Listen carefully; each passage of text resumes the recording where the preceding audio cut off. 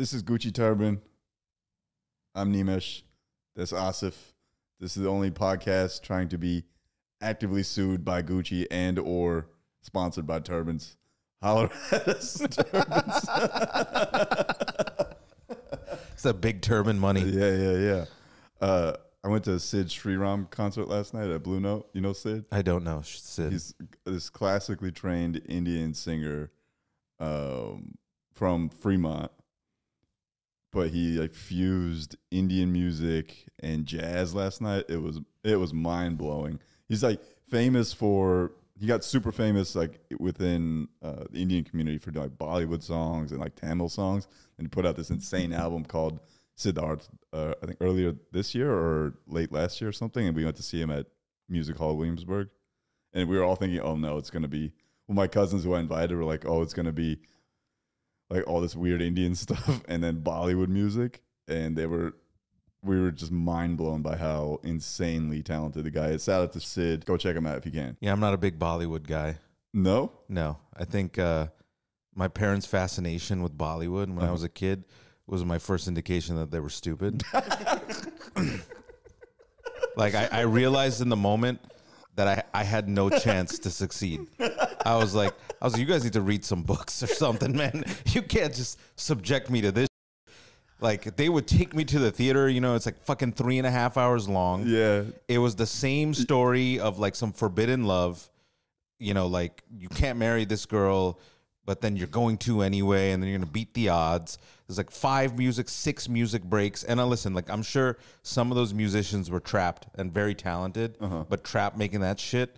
And then they were lip syncing the whole, which also is another whole revelation to me, that these actors weren't even triple threats. Oh, they were just you thought lip they could syncing. hit the high note? Yeah, it was just all Milli Vanilli.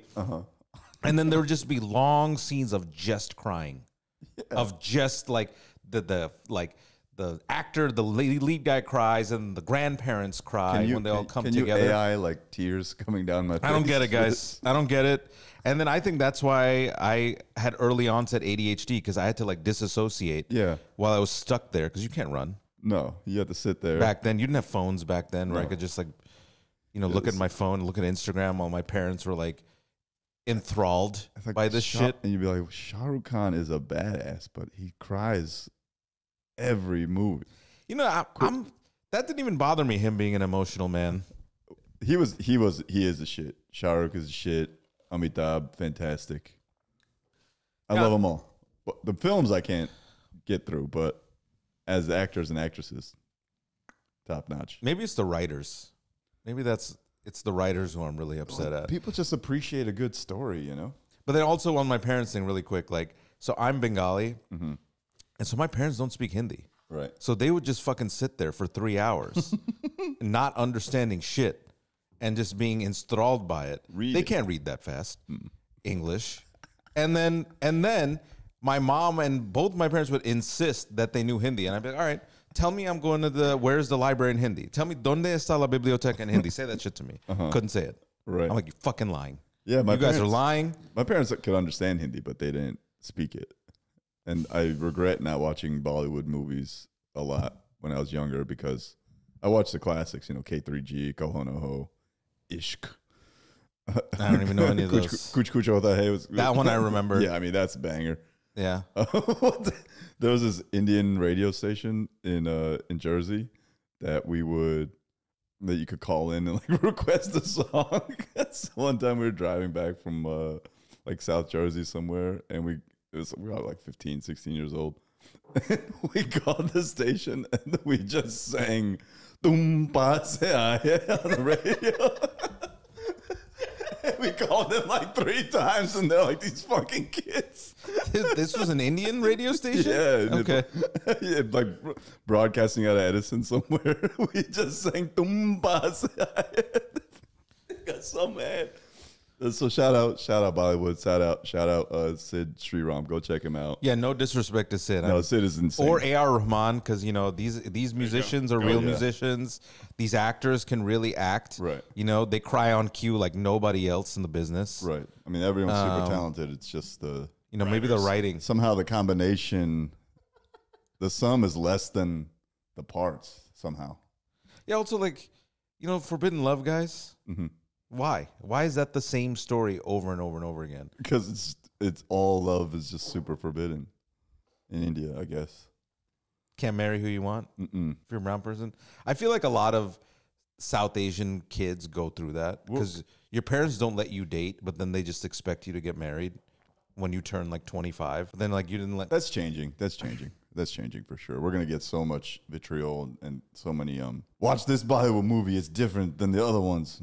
All right, I'm not gonna do that. I don't have 3.5 hours. I'm sure there's art sprinkled in through the ages, guys. RRR, Am I gonna watch it? No. RRR. I sat through 10 minutes, and I was like, "This is peak Bollywood." That's not Bollywood. That's not Bollywood. It's not? That's Tollywood. That's South India. That's different than Bollywood. Okay. Let's talk about something that matters.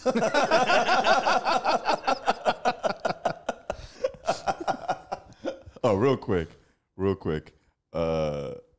Did you get shot on the way here? I did not. Oh, damn. You did not have a full New York train I riding didn't have experience? I did not.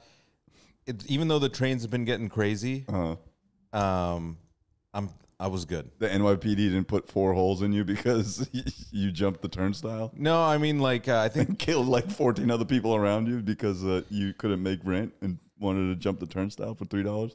So- NYPD shooting people for jumping turnstiles. NYPD's always been shooting people, but I would say that I've noticed that they've been forced into the subway and they're just all playing Candy Crush on their phones Yeah. all the time. And I've witnessed crimes Uh-huh.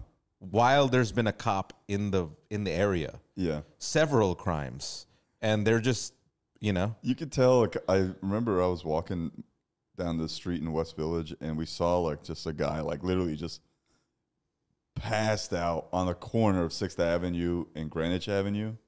Yeah, 6th Avenue and Greenwich, was 6th Avenue and 12th Street or something.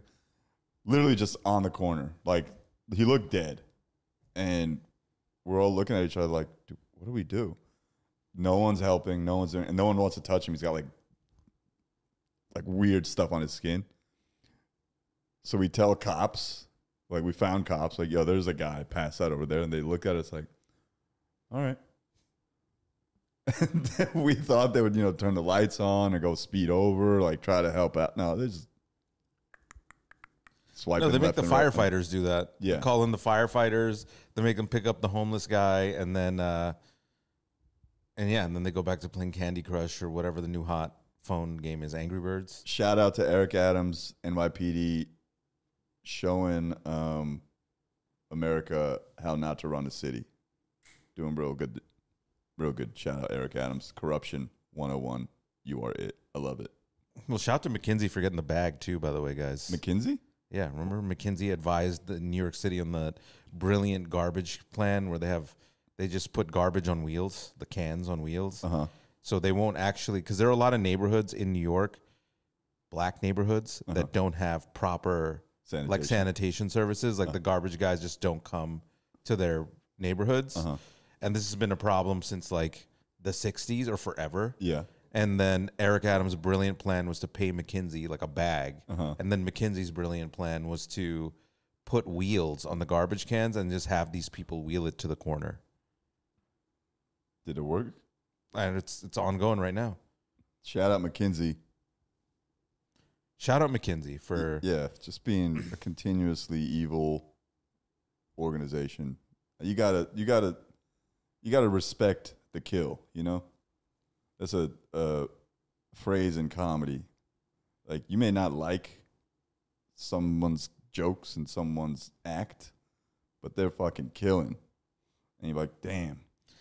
No, you can't really respect the kill. I don't think so. I don't think so, because then you get in this Diddy situation, too much power. Uh-huh. Right? Man. We're gonna talk about Diddy? All right, we gotta make sure that he don't hear us. I don't think he can hear us in the Epstein suite. He's not linked with the company putting bombs and explosive devices. I think we're good. He's right now, he's holed up in a cell, and he's a threat to his own life. Mm-hmm. Is he? Yeah. You think they're He's on suicide watch right he's now. on suicide watch? Yeah. Oh. He's on watch. I don't know. I mean, You think he's singing "Can't Nobody Hold Me Down"? Can't nobody. my pride. Oh no, I got the. He's just in solitary confinement, just dancing around. I don't know. I mean, it's unknowable what's going through that guy's fucking head right now. What if his brain broke and just the D, the I, the D, the D, the Y, the D, the I, the D. Shut up! We know it's you.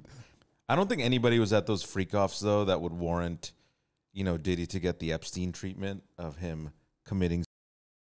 You know, so He's stopping himself. yeah, because who would it be? Like it'd be Chase because of Kevin Hart. What? Chase is the one orchestrating the hit on Diddy. Who's Chase? Chase Bank. Chase Bank. Oh, Kevin, because of Kevin Hart. Yeah. Oh man, we'll talk about that on the Patreon. We can't talk about that live. Yeah. I don't really have much on Diddy other than like he's the Black Epstein, I think, in the sense of all the trafficking and all that, but it doesn't seem like it was as orchestrated. It seems like it was done by brute force. I don't know, man. Like he got found with 1,000 bottles of baby oil and 784 dildos. That's a real stat. 784 dildos. So 216 people got lubeless dildos. Which is like, what the fuck, guys? Some people like it raw. Some people man. like it real rough. And like you need a whole crew to orchestrate. That's 1,000 minus 768 or 84, whatever you say. Yeah. It's called Me and Brown, guys. Mm-hmm. Yeah. You did It's 1,000. Yeah, did 1,000. 1,000 minus what was the number? 784. 784. You can't type for shit. Bro, we already did the math, man. Calculators. It's 216. There you go. I mean, what? We didn't need it verified again. Somewhere in the neighborhood of 200 unlubed dildos were out there. Raw. But you need a whole crew to orchestrate that shit. Yeah. Like you can't just have those parties, invite those people, have all those workers there. He had cameras on everybody, by the way. The rumors around Diddy, from what I recall, hanging, with people who know about him and know him, have always been like, he's the one to keep your distance from. You don't want his shiny claws on you. And his dolphin teeth. Yeah, you don't want that, because I guess Cat Williams was right. You don't go to Diddy parties. You don't go to Diddy parties. And I think what happened, he's been hot since what, 98, 95? 95, yeah. He put Biggie on that Mary J. Blige song, Real Love. That was like Diddy's here. He Was it MC Light? He started like all this. He kind of was the first like modern, not the first, but he's like just a modern producer. Yeah, no. I'm saying I just read like 2 minutes ago.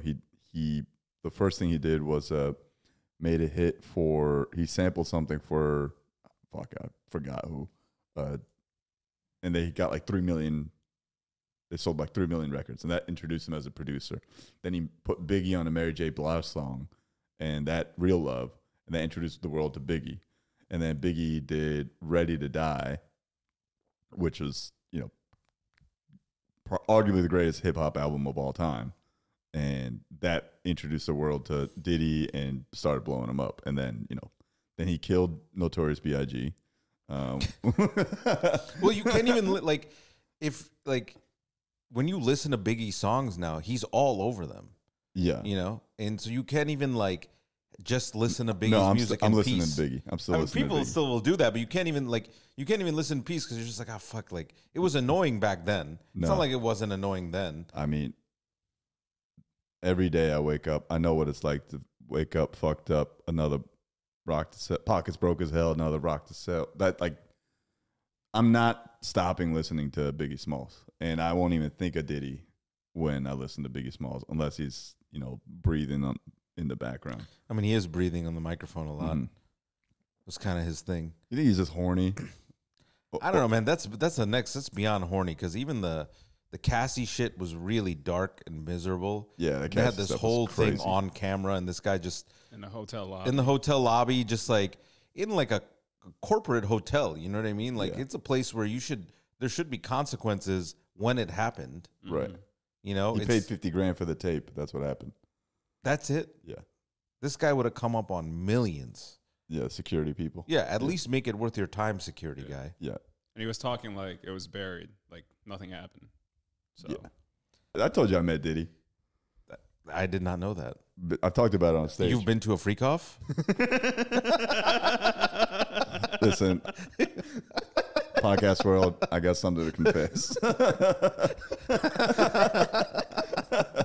I'm a bad boy for life. I told this story on stage, but I'll give it more color without like punchline. When I started comedy, I like finagled myself into the green room at Letterman because I was like, I'm gonna do a documentary on what it's like to start comedy. Smart. And I met the booker of Letterman, and he was like, I was like, can I interview you? And he's like, yeah, come through. You want to come to the show after the interview? I'm like, fuck yeah. So John and I went. Shout out John, and we went to the green room, and there's all this cheese and shit there, and we're just pounding cheese and eating fruit, A lot of cheese. of course. And then it's the show that Janelle Monáe broke on, like the Letterman episode that Janelle Monáe broke on. And we're in the green room, and Diddy shows up with like 1 billion people, and Cassie's with him. And he comes into the green room, and I guess all the food was for him. You ate Diddy's cheeses? We ate all the Oh cheeses. man, that is dude. that is a dildo right to a place you don't want it. It was terrifying, dude. He's not like a small guy either. He's a big guy. He's like He looks like a little guy. he's probably like 5'11", 6 feet tall. Okay. Like we were eye height, you know. And he's also like in fur, like his shiny ass $1 billion clothing, and he also has an aura. Is Diddy, dude? it's all that baby oil. Fresh, It's all the baby oil oiled up. refracting off of the lights. oiled up, fresh from a freak off, and thankfully he does not like Indian or Asian dudes. Because if Diddy was like, y'all want to come party? We would have been like, fuck yeah, dude, let's go. We can party with Diddy. Eating the cheese saved us from partying with Diddy. So shout out Cheese. Well, did you get in trouble for eating his cheese? No. He didn't shoot us or anything. No, I mean, I feel like he'd be upset. We literally were like, yo man, like he was eating some like fruit or like nuts or whatever. And John, I think, said, the cheese is really good too. John's like, cheese is really good too. And Diddy's like, yeah, thanks for saving me some. We're like, oh my God, fuck. It's your brush with the devil. Yeah, man. brush with the devil, dude. But if Diddy at that moment was like, y'all want to party? I'll show you some real cheeses. We would have definitely partied with Diddy. How old were you? This is 2010. So what is it? 14 years ago? It's like 24. Yeah, you would have gone. Single. Yeah, you would have gone. Yeah, you would have gone. Unemployed. Everybody would have gone. Everybody would have gone, dude. Nobody knew this was really. I mean, there were Nobody knew rumors this was always. like 2 years ago. What's that? So nobody knew this was real. No, I mean he's been beating people up and doing wild shit, but Yeah. it was never, at least from my recollection, never assault stuff. It was always like beating somebody with a kettlebell because Blowing he talked some someone's shit to car it. up. Yeah, or doing some Oh wild, yeah, trying to blow Kid Cudi's car up. doing some wild quote unquote gangster shit. Mm-hmm. Like beating people up for talking shit. Like on some Suge Knight shit. Not on some predatory Epstein. put my finger in your butthole shit. You know what I mean? Yeah. But I think people let it slide, A, out of fear, and B, out of it wasn't affecting white women. It's always, if the victims are black, then it goes on much longer. Diddy hasn't given anything to any culture after post Biggie Mm-hmm.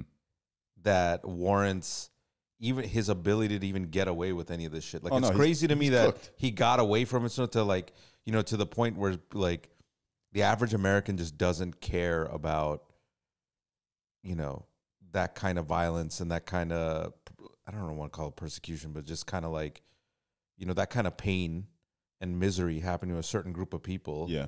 it just never bubbles up. We don't even talk about it. Mhm. I don't even really know, because Cassie is the reason why it's got bubbled up now. Like her lawsuit. Yeah. Settle in a day. Yeah. Rumored to be quadrillions of dollars that she definitely Yeah. deserves. Yeah, that was huge. Mm-hmm. And then Cat Williams blew it wide open. Mm-hmm. There's something also about like his deal with the Ciroc label. Oh yeah, yeah. yeah. He was embroiled in some business beef Yeah. Uh-huh. with the company that makes Ciroc. I forget oh, was that pro- Diageo or something. That probably also, they probably also tipped the feds off. Like, Oh hey, yeah, I mean they all got private investigators and shit. yeah, You know. fuck with us, Wolf. Yeah, there was probably one mustachioed white guy at a freak off, and that was it. We got you, Diddy. Mm-hmm. Mm-hmm. I've got the tapes. I've got even though he was taping everybody, so a lot of shit's gonna come out of this. No, man. I nothing. feel like a lot of people are gonna get got. I don't think A so. lot of famous celebrities are gonna get. Did Just something kidding, come but- about Kevin Hart? Yeah, we'll talk about Kev on the Patreon portion. Allegedly, Yeah, everything's it's all allegedly now alleged. except Diddy. Although He- I did see He that. allegedly did those things. Yeah, allegedly, definitely did those things. Yeah. This whole episode's for Patreon. Let's talk about inflation. Did you see? Do you know who Kumar Rocker is? No, I don't. Kumar Rocker is the pitcher for the Texas Rangers. Rookie pitcher for the Texas Rangers. Half black, half Indian. Kamala. 6'5", fucking stud. This guy. This guy. His dad. That guy looks like a fucking horse. He's 6'5". He's a monster. That guy's dude. not a fucking person. Half black, half Indian, monster. Played at Vandy because his dad is a lineman for the Tennessee Titans. Just Alright. straight up badass dude. And I only bring it up because we know we have a half black, half Indian potential president. Half black, half Indian. First player of Indian descent to make a debut in the Major League Baseball. Shout out Arjun Nimala, who's out of Florida. He's on the Blue Jays. He's coming up soon too. He's a pitcher. I didn't even know think- about this other guy. Arjun, I think he's a shortstop. But also another. I mean, any Indian guy playing in pro sports, any Indian person, not just guy playing in pro sports in America, I'm rocking your jersey. But right, what is he? What does he play? Yeah, Tornado Blue Jays. Shortstop. Yeah. Yeah. Okay. Was shortstop. Yeah. Badass. We have a half black, half Indian potential president. And I think it's high time that black people and Indian people settle whatever beefs they have. Because I feel like there's some unspoken beefs between the communities. I don't think so. I do. Oh, there definitely is. My dad's store was in the East Orange, New Jersey, right? And I talk about my dad's store being in the hood, and I posted that clip on the internet, and there were many comments like, "Oh, like your dad's store was in the hood, poisoning black people, like that's Sure. And I'm like, bro, we didn't want to be there. It's not like, yeah, let's go be. It wasn't some criminal enterprise. Like, yeah, we're gonna go serve poison to the impoverished neighborhoods and take money from them and then live in the burbs. No, it was just that's where we got loans because surprise, surprise, white bankers hated us too. And so, like, yeah, go be over there and extract value from them somehow. Well, That beef is real, and that's that sentiment that the brown community ends up in the hood and then creates a racist mindset in the community, like, oh, these Indians fuck, and then they talk their Indian shit, and then the Indians who either don't want to be there or feel the racism, they have their racist mindset happen. So like, fuck these black people, fuck these Indian people. And that is what has kept us from creating other Kumar Rockers and other Kamala Harrises. Facts. Shout out Masala, Mississippi Masala, Denzel Washington, Mia Nair. What's her name? Mira Nair. Yeah. Well, here's what I'll say about this because I have a different view. Mm-hmm. I understand this view of it because a lot of not just Well, let me say one more thing. yeah. My mom has never had any racist thoughts or words or actions even after being shot at, even after having a gun put to my dad's head, like never once been like, man, fuck these people. It's always been poverty is the reason all this shit happens. And, to my dad's credit, in his store, he never had the plexiglass. You go to a lot of liquor stores in the hood, they have the plexiglass up because they're all like, these people are going to rob us. Dad never had the plexiglass in the East Orange store because he always felt you got to be in the community. Like, that's how you keep people coming back, and that's how you engender goodwill. When he went to Irvington, he had the plexiglass because that was Irvington, New Jersey, and that's where he had a gun put to his head. But that was also Irvington, New Jersey.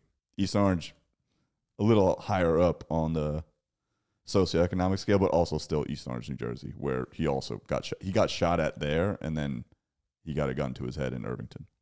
All right. Well, here's what I'm going to say about this. So I understand that if you grew up, especially a lot of Indian immigrants and East Asian, Korean immigrants who their vehicle for surviving here was to have a store in a low income community. Yeah. Either a bodega, gas station, liquor store, dry cleaner. Like you had to, that's how you survived.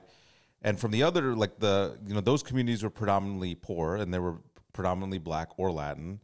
And the gripe is that the community that was there was never allowed to organize because of racism, right? So they were never allowed to like actually have the local grocery store. Yeah. And then, in the 70s, 60s, 70s, and 80s, when Asian immigrants, for the most, like Pan-Asian immigrants or however you want to call it here, show up and, they were able to actually get loans, build a store. Yeah. There's a lot of that sentiment of like that resentment that kind of bubbles up. So I understand that on that side. Yeah. I grew up in Queens, and then we have something called the West Indian community, which was the bridge for us, which is always really funny to me because I went to school in D.C. Where there were a lot of Indians that I went to the college that I went to, right, who had no idea what a Guyanese person was. That's wild. They had no fucking clue, especially if you're If you Indian. ever meet an Indian person and they tell you their name is Christine, they're probably Guyanese. Yeah, like Trinidad, even Jamaica, Barbados, like these people are Afro-Indian. Yeah.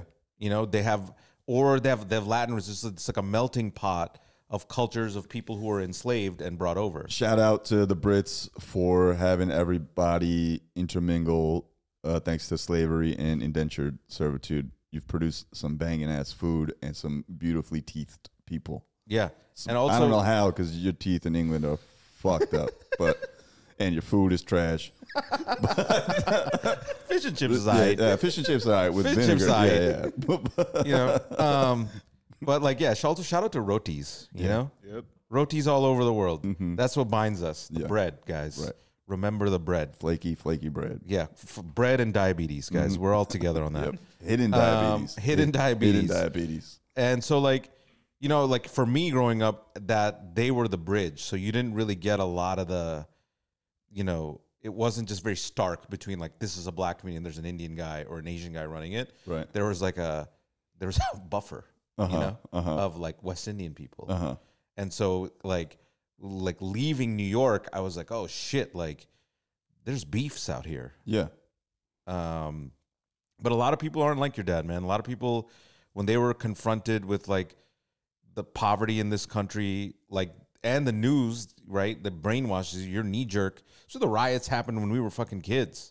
They were brainwashed into thinking like this is a Black versus in Korea, problem. The Koreatown riots. Yeah, the Koreatown riots. Like the media kind of brainwashed everybody into thinking like, oh no, this is like, specifically a Black problem or specifically an Asian problem. Like the Asians, I'm like, you guys don't really understand that like the way these people survive. Like a lot of these people are fucking engineers and doctors who weren't allowed to practice in this country for racist shit. Right. That had to start working in these like stores. Yeah. You know what I mean? Uh-huh. That's it. That's it. And so, and the other thing I'll say is the idea of community building around like the stores that are in your town, I think was very foreign until recent. What do you mean? Like, I don't think people didn't really qualify like that you need like all these communities, these poor black communities were underserved. Yeah. Meaning that they didn't have stores or places to eat. Uh-huh. It was food deserts. Yeah. There wasn't shit there. There's no economic development whatsoever. So like the idea that a community can sprout up through like the stores you have on a main street on your block, it just like now it's a thing. Now we're examining it, right? Like now we're thinking about like who owns these stores in these communities? Like in Brooklyn, we live in, this is a fully gentrified part of New York. Brooklyn is not like what it was when I was a kid. Right. And like black people own very few businesses here. Uh-huh. Still do. Still. Yeah. Yeah. If you want to know black-owned businesses, check out the app Blap by comedian John Laster. Just got some crazy valuation. Black-owned businesses, support them if they're nearby, and the prices are good. Otherwise, why? Yeah. Yeah. Always be a smart shopper, guys. Yeah. We need a black Amazon. Yeah.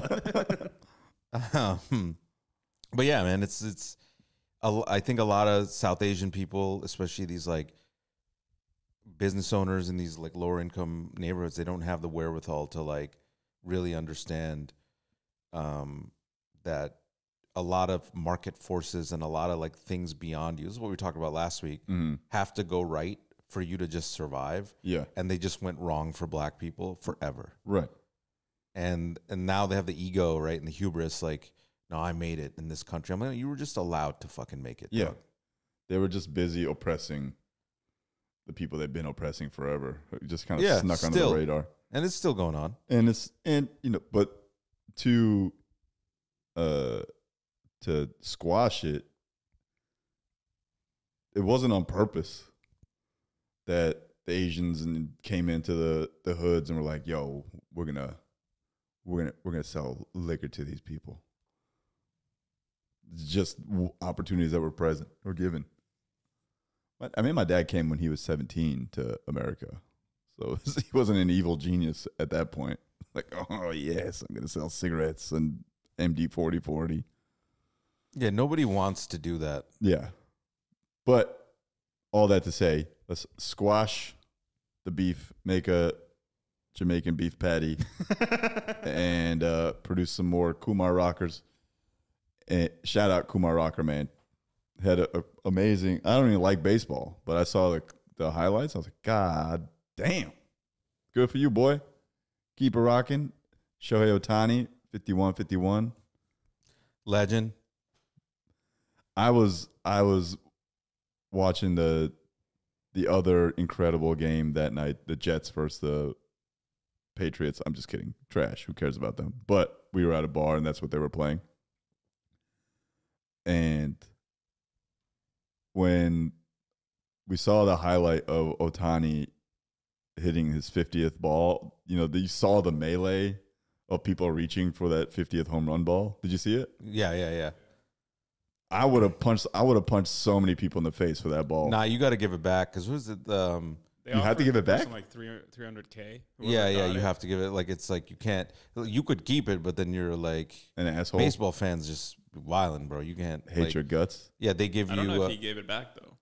Like, you negotiate because it's worth millions. Yeah, I'm saying, but they give you like some cash payout. But I don't think he. Yeah, and then they give you like season tickets for the rest of your life, kind of thing. Or a hero ball like that. That ball's worth millions of dollars. Yeah, it's worth millions of dollars. Yeah, for sure. Yeah.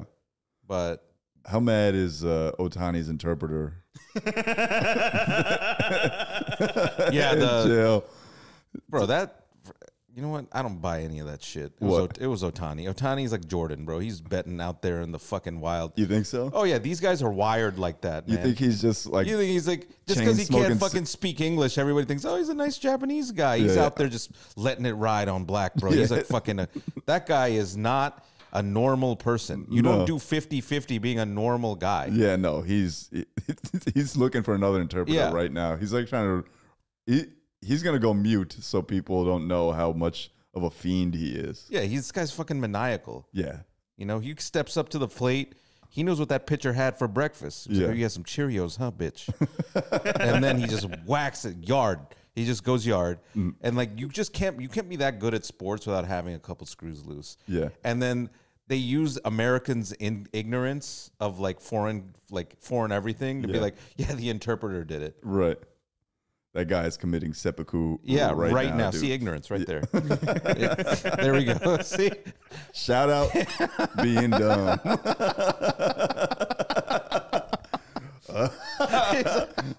Oh man, I would do a Japanese accent right now. No, please don't. I love you, Japan. I want to show up there. Yeah, I want to go to Japan too, man. But yeah, he's a freak, and Yeah, he definitely. It was definitely him. It was definitely Otani. it was definitely Otani. Yeah, the interpreter just took the hit. Well, also, 100%. interpreter probably also had some wild gambling debts. I'm sure. Yeah, that's how they became friends. I'm sure. They're just best buddies. Like they met at a poker game somewhere, and Otani's like, "You speak English?" And he's like, "Yeah." It's like, "All right, I could use you." Yeah, I see your value now. Yeah. Otani, man, what like that? That's if you're that good at something, you could pretty much do whatever you want as long as it's not diddying. You know what I mean? No, I think his vice is definitely just the gambling. Otani's, Yeah. yeah, and cigs. Does he smoke cigs? I mean, no, that's just me being No, racist. that's no, about no, that's like Japanese people. Nikola Jokic, bro. Those Serbian Luka Doncic, man, they'll just like smoke a pack of cigs and then they'll run like whatever the NBA games, like 3 miles. Yeah, And they're just elite athletes, But and they're that's- just blasting cigs constantly. that cigs are a performance enhancing drug. They might be. Or But Nicotine is for sure. there dude. was that story of, I forget whose story this is, but Vlade Divac, Uh-huh. when he was on the Lakers, before at halftime would tell people he's taking a shit and would go smoke cigs in the stall Blast cigs. during halftime. Uh-huh. And they'd walk out and be like, "Yo, it smells like cigs." Like, nah, it's taking a shit. Yeah, my What? my That's shit, not what my shit shit smells is like. tar. Yeah, what? It's like, you Smoke it. Serbian motherfuckers is wild, bro. So this is how I knew that cigarettes had magical powers, and I'm not endorsing cigarettes by any means. They are poison. You should not smoke them, but they do have magical powers. My friend and I, Johan and I, we went to Peru in 2007 or 8, and we were staying at a hostel. We met these 2 Polish dudes, and Martin and Patrick. I never forget these guys because they were like, they said they were in their early 20s, but they've been plumbers for 20 years. The cigs. Yeah. They looked sullen and gray, like extras from Taken. And we were gonna have to climb up this mountain to see this lake, Lake 69, Lake 69. That's what they called it. Nice. Yes. Nice, Peru. Anytime someone says 69, somewhere someone says nice. So we had to climb up this mountain, and Johan and I, in okay shape, but we don't smoke cigs. And we're like struggling up this mountain. Martine and Patrick are blasting cigarettes, and they beat us by like 35 minutes getting yeah. up to just blasting them like Yeah, with their Adidas tracksuits on, just fucking and flying. we got to the top of the lake, and they're just sitting there smoking cigarettes, and we're like, how the fuck did y'all do this? Like, that's it. They said something in Polish. We don't know what they said, but it was something probably racist. Probably was definitely racist. But they were super nice. Shout out Martine and Patrick. I don't know if you guys are still alive at the rate that you were blasting cigs. R.I.P. But like, I think cigs have this magical. But nicotine is a vasoconstrictor, I think, and so that probably makes your blood pump faster, and your lungs are already. It's like people who train to run in Kenya. Yeah, in the altitudes. Yeah, that's what cigarettes do for people that Eastern don't. European guys. Yeah, All right. Eastern European altitude is just smoking cigs. That's why Luca's so good, because he's been blasting cigs since he was like 12 years old. Just had a cig, go play the game, drop 40, Vasoconstrictor. have there it another is. cig. Shout out to Luka Doncic. What a Yeah, guy. Luka Doncic, but also Otani, legend. Man, I got to go see him play. We've seen him play. No, we went to the game, but it was like 95. This was last summer or 2 summers ago. Yeah, but we actually watched him hit like 3 home runs. I was like fully watching it. Oh, You guys were like was just blacked sweating. out. I was like, I wasn't even. I guess I wasn't drinking, so I was like, holy shit! I was like, this guy's fucking good. He was on we the were Angels. fucking trash. Yeah, I was the only sober person, and I watched like this guy hit 3 home runs, and he was just like starching these fucking balls. I was like, yo, this guy's fucking Japanese cyborgs out there. Just you guys were just, I guess, not into it. No, All it's right. not. We weren't into it. We were sweating through our shirts and blacking out. We left like the 7th inning, I guess, during the 7th inning stretch, and then the Yankees. I think they lost because he was It was a crazy game. It was like 14-11 or something. he was It killed. some Yeah, no, wild and it fucking went game. super long. Yeah. Yeah, we were at that game, and we were just like when we left. When we left, my shirt was see through. I had a white shirt on, and we were like, it was 95 degrees, 98 degrees or something. Eating chicken fingers, and that's why it was hard to pay attention because it was 95 and we were drinking tall boys of hard seltzer. What else is there? Anything else crazy happening? The Rat Summit. Yeah, fuck Eric Adams. Oh, this will probably be one. This is my favorite news story of recent memory. Time to say goodbye to the BMI. They're getting Why is this your favorite news story? I feel like this Because is like a they've replaced- non-story. because they've replaced it with the body roundness index. You have to the way to tell how healthy or unhealthy someone is the closer they are to resembling a circle, the more unhealthy they are. And I just like a health calculation that involves Fat shaming. that involves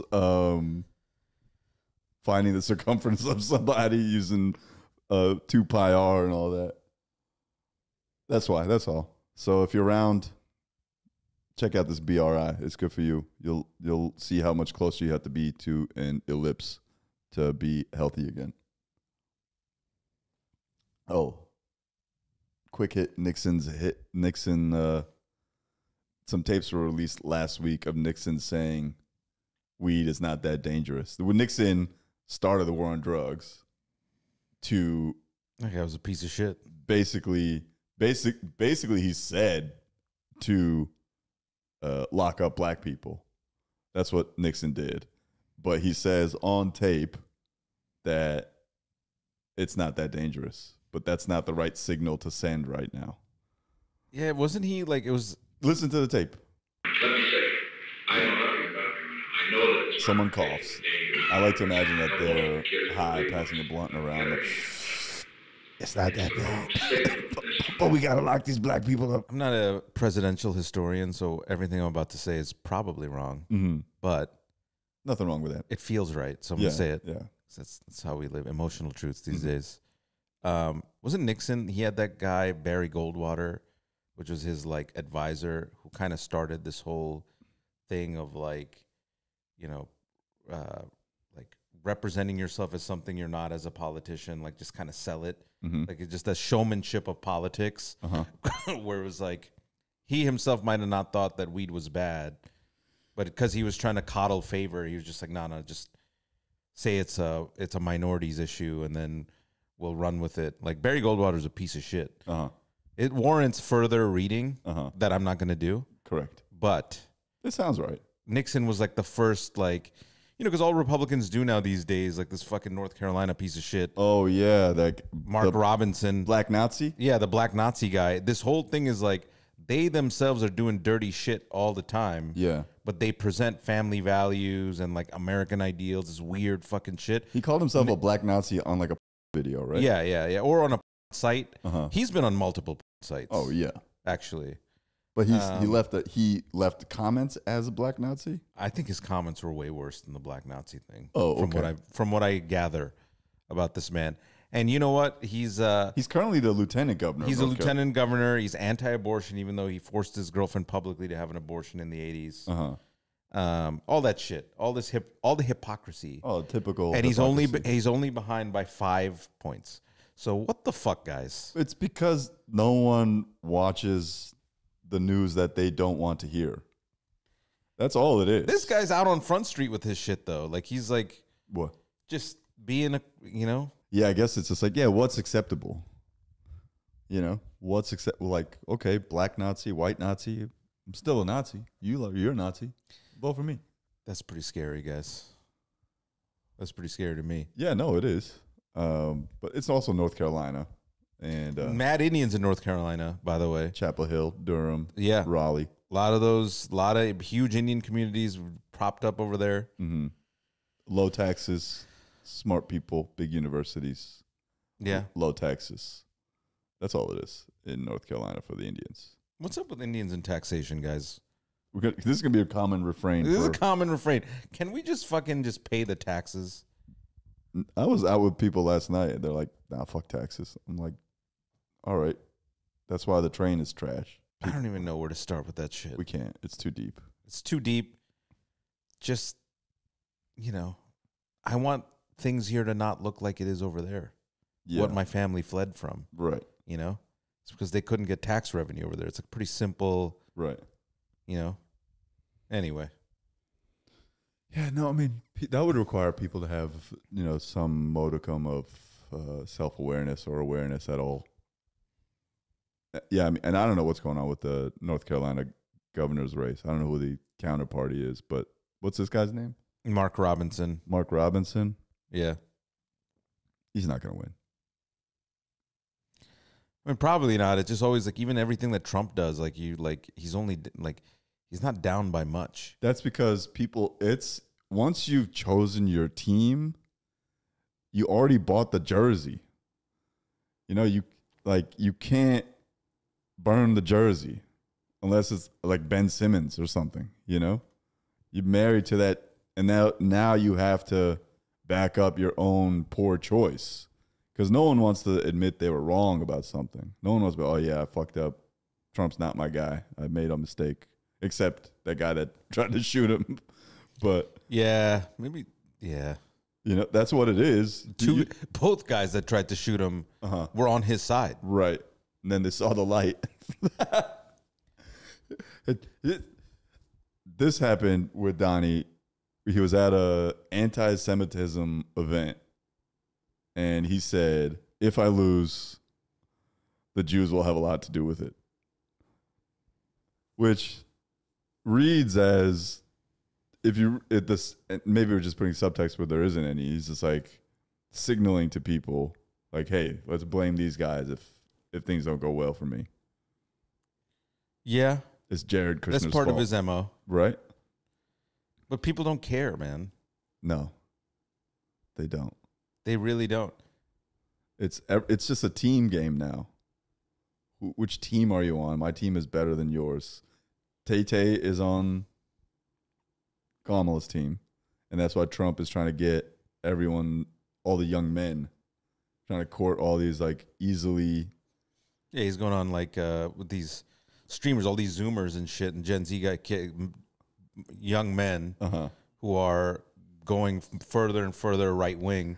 Is he gonna do Kai Cenat's stream soon? No. I mean, no, Or Kai Cenat's Speeds. like He's more left. those guys aren't even. Those guys are like apolitical, Yeah. like fun type guys. It's just like there's like a whole group of like Twitch streamers and YouTubers It's and like the alpha podcasters that male are streamers yeah, the alpha male shit that we talked about last week. It's That just, didn't do so hot. what The alpha male clip. really? Alpha males did not fuck with it. Nah, That's fine. they got mad. Yeah, that's all right. That's the point. What kind of alpha male gets mad at a YouTube short? So alpha, dude. It doesn't make sense, guys. Also, women, this is just as a PSA to you young. Also women. Also, like, women don't like dudes with manifestos. I don't know who needs to hear that. Yeah. But if you're showing off your manifesto on your third date, it's not a good look. No. I think I'm speaking for like 95% of women right now. Shout to the ladies. Yeah. I'm just saying. That's your like, first shout out. first shout out to the ladies. I've done like 15 Yeah, shout outs. you know. Shout out to shout outs. Shout out to shout outs. But it's just not if you're like, you're a lonely young man, you don't know what you're going to do. Inflation's getting to you. Oh, we didn't talk about inflation. You don't know what you're going to do with your career and your life. Going down the Andrew Tate rabbit hole is a really weird choice. Yeah. What's the initial hook? Are you Making money. right? Making money, yeah. And then if you're like Jordan Peterson types, it's like they give you fatherly advice that you never got from your dad. Uh-huh. Same with Andrew Tate too. It's Yeah. like nobody told you how to be a man. I'm Yeah. gonna tell you how to be a man. Uh-huh. Like a lot of people get bullied, Right. and like Fresh Prince needs to come back on air. That's what needs to happen. Fresh Prince of Bel-Air needs to come back on air because that is how to be a guy. Yeah, no one's watching TV. Yeah. Fresh TV's Prince. bad. Fuck. TV's not good. This is all Will Smith's fault. Somehow, some way. Anyway, don't also like. Well, I shouldn't say. I don't know what to say about this Trump getting shot at twice thing. It's very weird. The guy that shot him the second time is like one of those LA burnout guys. But he was from Hawaii, I thought. He's from Hawaii. I thought he was from LA. But definitely a burnout. Yeah, he's just like one of those guys. You don't like. He has money, some family money. What a patient guy to wait 12 hours. And also, Secret Service, what are y'all doing? Thankfully, they saw the I mean, they saw him and they shot at him. yeah, crazy shit. I don't like the idea this is a conspiracy. There's purposely giving them opportunity to. If that was true, they would have gotten him already. Most conspiracies are real conspiracies or like out in the open. You know what I mean? Mm-hmm. Like corporations trying to fuck you. That's a Yeah. real conspiracy. Like Nixon, yeah, the war on drugs, locking black people up. Yeah, that's a real thing. mass incarceration. These are real conspiracies. That are true. You don't need to go into this whole other weird shit with Oligarchs like run the country. shapeshifters. Yeah, they do. You don't got to do that shit. That's all There's real. all real conspiracies that we don't fucking tackle at all. Let's leave on the conspiracy of inflation. Thank you, Jerome Powell, for the rate cut. Appreciate it. It puts me a bit closer to owning a home instead of 20 Never years gonna from own a home, now. guys. It'll be 15 years from now. I'm with you, Gen Z. Let's give up together. Gen Z is fucked. Gen Z is I'm fucked. with you guys. Let's just fucking give up. Gen Join Z the is team. fucked. What's the after Gen Z? Zoomers. Zoomers are fucked. Gen Alpha, I think. Yeah, Alpha, we don't know yet, but the Zoomers are all Those are like the turning iPad into kids. like, Alpha is the iPad kids, I think. well, They're probably in middle school now. Oh, they don't deserve a Gen title just yet. yeah, they all got ADHD and shit. Yeah, they yeah, won't yeah. even know. They're the Vyvanse generation. Yeah. Stop taking Vyvanse if you're on it. No, we definitely can't. We definitely can't hear that. Yeah, that's getting cut. Okay, fine. Write that down. We can do a special episode on the mental health crisis. Yeah, that'll just be for Patreon. Yeah. What was I saying? Inflation. You know, I was talking to my finance friend. We went to dinner. And this is some guy we went to Stern with. I went to Stern with. Quadrillionaire. He put down a credit card that to split the bill that I had never seen before. You know? It Yeah. was like one of these shiny silver JP Morgan cards that just said JP Morgan on it. And I was like, what the fuck is this? And I Googled it and I was like, you need to have how much to have this credit card? I was like, oh, damn, ballin'. And super smart finance guy. And I was talking to him about inflation. And he goes, yeah, all these people, like, they think it's like corporate greed and that caused inflation. It's like, what about the $2 trillion that was pumped into the economy for free in like 2 years? And I was like, oh, so it's not Chipotle raising the price of avocados? Yeah, but who It's- took that fucking money that they pumped into? We didn't get any of that fucking Yeah, money. no, that was the start of, I mean, I don't know when how long ago was the last crisis, like mortgage? when did interest rates come close to zero? When did that start? When did all that free money start hitting the I thought it streets? was the mortgage crisis, subprime mortgage crisis. I don't know. But when I heard people get all this free money in the streets, like I didn't know about this free money. Like I didn't correlate. March 2020. March 2020 was when interest rates went to zero, but they were already super low. They're already low for. So like when our parents, December 2008 to December 2015. That's crazy. They maintained a zero interest rate. right after the subprime crisis. Yeah, so that's when all this free money entered the economy. The average American benefits because your mortgage rates are low and you can actually buy your house, right? Like and then, you get finessed on your checking account. You don't make money that way, and you put your money into the market, right? Because you're not getting CDs, right? That used to, when our parents came to this country, CDs were the way, like that kind of savings accounts. And so like now, or in our lifetime, in our adult lifetime, it's been low interest rates, right? So that's the bargain you make. But that's what you get as an average American. What you get as a corporation is like massive amounts of cheap leverage. Yeah, free money. Just cheap leverage that you can always keep paying because your company still presumably makes money. Right. These shitty companies don't die. Inflation as a concept, the way it's been peddled to Americans, like the regular person, is that it's all these corporations purposely raising their prices because everyone else is raising their prices. And so that feeds that. And I'm sure, I wish there was a number that you could put on to how much of inflation was due to that pure kind of fuckery. I mean, it's human nature, right? Like if you're Chipotle and you can just charge 5 cents more, right? And it creeps, yeah. Like even to us, like I eat Chipotle, it's inscrutable. Like I'm paying more and more. And you got to look at your credit card and be like, well, I spent what on Chipotle? You know what I mean? It's Uber? a slow burn. No, Uber, yeah. You fucking fucks. Uber is fucked. Uber gets you with the fees, but it's a slow burn to where you figure it out. But to a corporate person, that's a very intentional plan that they're putting into action over time. Mm-hmm. And if they could charge you, it's like that Chris Rock bit. It's only minimum wage because they can't pay you less. If they pay you less, it would be illegal. Yeah, right.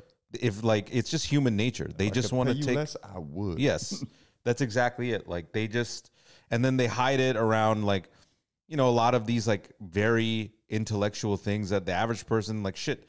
I went to school for finance and I barely money and banking is a very complex thing to understand. Mm-hmm. Like how the Fed affects everything else in your life and how the banking system works. It's a really complex. It's a 500-year-old industry. Well, the Fed raising or lowering rates means a company can borrow at a lower cost. Yeah, at a lower cost. Which means they could invest that money at a lower cost. That's why all these startups got all this money back over the last 10 years because money to invest in was free. That's why SoftBank got all this fucking money and just put it to work and blew up on a bunch of shit. Anyway, this is a podcast that's going to be fact-checked by a bunch of Excel experts. I'm looking forward to seeing your comments telling me how wrong we are about all of this, but fuck you. What do you stand to gain? I want to understand, if you what do you stand to gain by being on the side of corporations? Yeah, like if you're sitting on your computer right now and you're like, guess what? Right. Chipotle's right. Right. Like really, man? Like that's the full hill you're gonna die on? Mm-hmm. Well, Hill made a guacamole. Yeah, Hill made it. It used to be $1.75 back in my day. Mm-hmm. I don't even know what the fuck it is now. They priced me out. For guacamole? Yeah. I don't know. I have no idea. No idea. Yeah. Stop getting it. Yeah, they priced me out of it. Yeah. I'm not in that guacamole class anymore. All I know is a burrito used to be $7.50 when I was in high school, and now it's like $12. Yep. It's probably more now. The first Chipotle, one of the first Chipotles in New York, opened up on 8th Street and University Place. It's still there, I think. I remember Chipotle being such a revelation. I think when it was, that was 2000, I want to say 4 or 5 when that first one opened up, and a burrito was $8. Yeah, in New York. I was like, God damn, this is delicious. I'm eating this. It was every huge day, too, and it was the size of a baby. That was when you got a real scoop of meat. You know what I mean? Everyone like a hearty scoop. That was before the dream of that died. Man, it was like everyone was so enthusiastic. When a new company starts and it's got some killer product, everyone's so excited about it. And The tomatoes were fresh. The corn was extra yellow. Like everything was banging. Dude. You walked in, you just felt good about yourself. Now you got this chain smoking corn. Yeah. Well, the CEO, they got caught because the reason they started skimping people is because the managers get a bonus on if they come in under food costs. Oh, really? Yeah. So like they're that's why like you've seen slowly over the years, like they'll just, because it's like, what's in it for you, hourly worker, to fucking, I'm also a cog in the wheel, bro. Right. Like, why are you just giving me just 3 pieces of chicken here? Why are you counting the chicken? Yeah, why are you counting the chicken? Why are you counting cheese particles here? What are we doing? Yeah. And then that's why, because the manager's on them of like, because the manager get like a nice bonus. I'm like, so the manager gets a bonus? And what's you get a bonus? What's the bonus? Like $1,000? It's, I mean, I don't know. It depends on how much Maybe it's the delta on the food cost. Yeah. But yeah, I mean, that's still a lot of money for a manager or whatever. But it's, man, just give me my chicken, bro. Corporate greed. Corporate greed. They're actually coming around on that, though. The portion sizes are back. Yeah, because that CEO moved to Starbucks now. That CEO moved, and there was like online like backlash. Yeah. My friend actually started it on TikTok. Oh, nice. Shout out to your friend. Yeah. Shout out to Ryan Lynch. but they give us those small victories to make the regular people feel like something good has happened in their favor. But now they're probably just like, all right, well, if we're giving people more chicken, we're gonna make the chickens worse, or they're gonna go up price. Yeah, something else is going on. It was like McDonald's is going back down to the $5 meals. Yeah, but after they were using inflation as a cover. Yeah, for, but that means probably that the size of their chicken coops is getting smaller, and now we're gonna have to care about animals again. That is not real chicken. Yeah, truth. They'll find their cost savings from somewhere. Yeah, you know what I mean. Like that's just like. You want a $5 meal? Well, Janet is gonna lose her job. Yeah, or somehow like we're gonna bring fracking to your town. Yeah, somehow it's gonna be some real next level shit. Yeah, escalation. Oh, you want a $5 meal? Well, guess what? All your well water is gonna be poisoned. Yeah, enjoy. All right. On that note, this has been fun. I think we did a Patreon stuff already, right? Yep. We're starting a Patreon. We'll be talking about a bunch of stuff. This week it's Diddy. Next week we'll do a little more. We'll text you on your pager to tell you what we're going to be talking about next week. All right. Anything else? Are you doing shows anywhere? Do you have any dates to promote? No, I found a really nice bench in Battery Park, so I'll be, sitting like that Pablo Escobar. Yeah, meme? I'll be preaching the gospel from there. New Testament, only the hits. And you can find me there Monday to Friday. Mm-hmm. You could catch me on the streets. Are you doing any spots or any shows? I got no spots or shows coming up anytime soon. I might pop up on Kevin Iso's show at Union Hall on September 29th. I might. I don't know. I haven't asked him yet. This is me saying that for the first time ever. But I might be there September 29th. Regardless, Union go Hall. buy tickets. What's that? I said regardless, go buy tickets. Yeah, go buy tickets. Go watch Kevin. Union Hall is a great place. He's a beast. Great venue. I will be there drunk. I will definitely be there drunk. I don't know if all I'm you doing alpha shows. males, go to Union Hall. Yeah, September You know? 29th. Talk your shit in person. All right? It's a Sunday, so you might have work on Monday. You fucking losers. They're not working. These guys aren't working. Yeah. Come see me. We'll have a good time. Like and subscribe. Like and subscribe. Thanks for supporting the first episode. 56,000 views in 3 days. 400 comments. 400 comments. Keep talking your shit. Yeah, also, like, there's nothing wrong with the Mets, guys. Can we just, like, give me a break. All right, I'm from Queens. That's my team. They don't win. That's fine. They passed on Kumar Rocker. Sometimes you watch sports to feel good, and other times you watch sports to remind yourself that you will die one day. And that's why I'm a Mets fan. Mm-hmm. Bye. All right. Go Mets. Let's go, Mets.